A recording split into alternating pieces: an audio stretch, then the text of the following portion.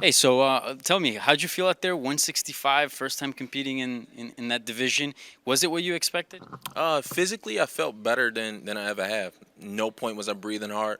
I could see all the shots coming, and I felt real strong when I grabbed them. How was the weight loss to 165?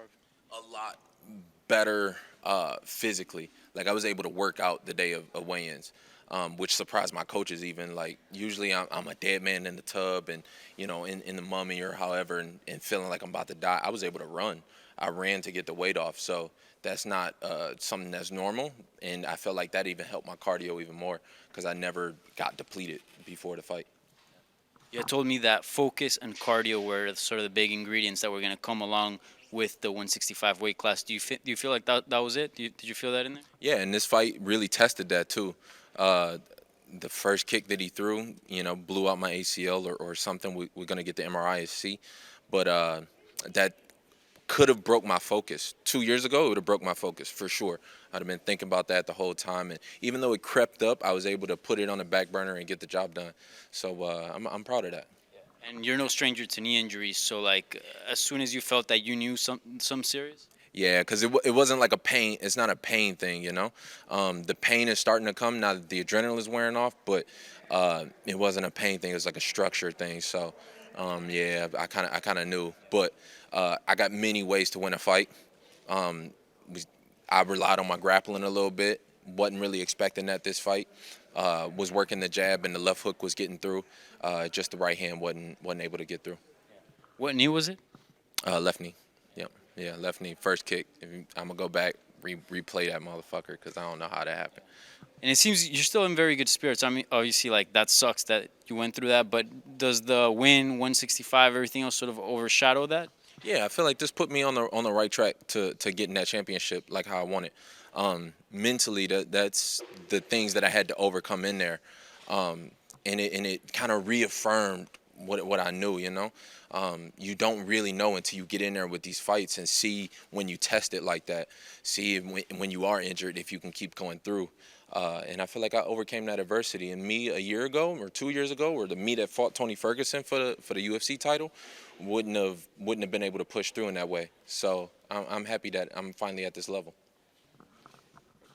All right, your first fight at Eagle FC, 165 pound division.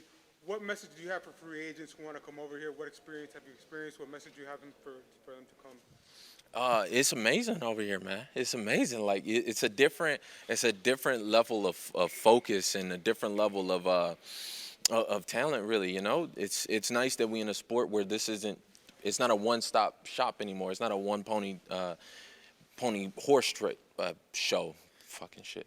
Uh, yeah, that part. Um, but yeah, it's amazing. Got paid well. Good fight. So it's the type of fight the UFC would have put on, and I felt like the atmosphere was even better. The people were it was classy. It was a classy, nice little show. I like it. Do you want your next fight to be for the title? Yeah, I think it's time for a title for sure. We'll see about the knee. We'll see once it heals up. But I'm the best 165 out there, and if there's any free agents and you willing to step in at 165, let's go. Let's go. If you willing to step on that mat at 165, I'm gonna beat your ass. And a message out there beyond just the free agents, but the fighters that are struggling that between 170 and 155. I mean, you've been in that spot, and it's a tough spot, right? Because you're sort of in this sport that has no place for you. And Eagle FC has opened the doors for fighters like you to develop, like, and be able to reach their full potential. What does that mean to you? And also, any word out there for the fighters that might be in the same situation in other promotions? It means longevity in the sport. A lot of us kill ourselves with that weight cut, and we taking years off of our ability to compete. We already know this is a short window that you got to really capitalize.